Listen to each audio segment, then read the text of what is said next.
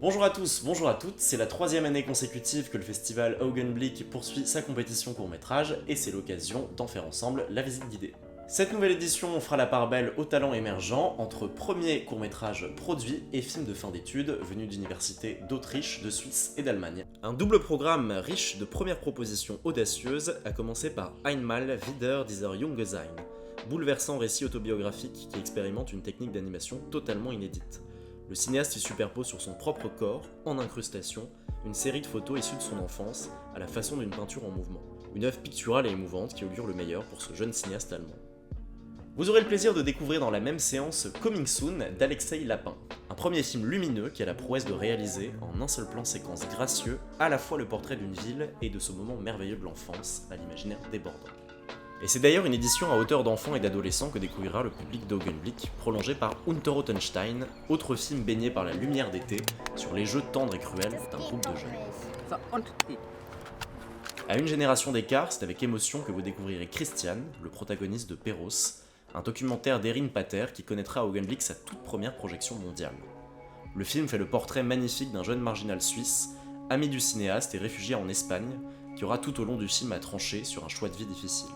Ces œuvres de jeunesse, qu'elles soient devant ou derrière la caméra, témoignent d'un regard généreux et affirmé sur la situation artistique, politique ou amoureuse de leur génération, dont le très beau Crushed. Une enquête intime sur ce sentiment bien connu qu'est le crush et une exploration à travers le web, truffée de références pop, qui saura transcender le jeune public du festival.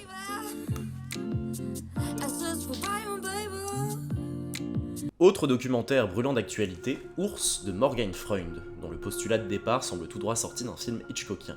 Une jeune femme, engagée pour faire le montage d'un documentaire animalier, découvre que l'amateur qui l'embauche utilise aussi sa caméra pour filmer des jeunes femmes en secret. Une passionnante réflexion sur le voyeurisme, sur le regard masculin et sur la possibilité d'un dialogue par les outils du cinéma.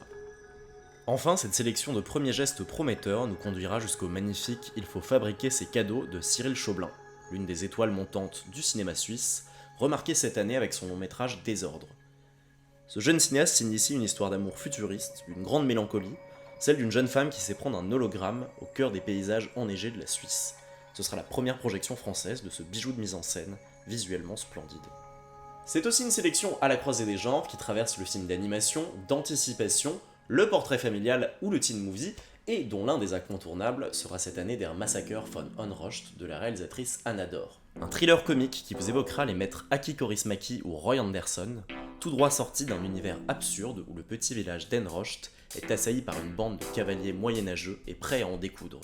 Si le film peut impressionner par sa durée, puisqu'il dure 1 heure, il témoigne surtout de la richesse du cinéma germanophone, de son ingéniosité, de sa générosité, et chapeaute cette mosaïque de jeunes cinéastes.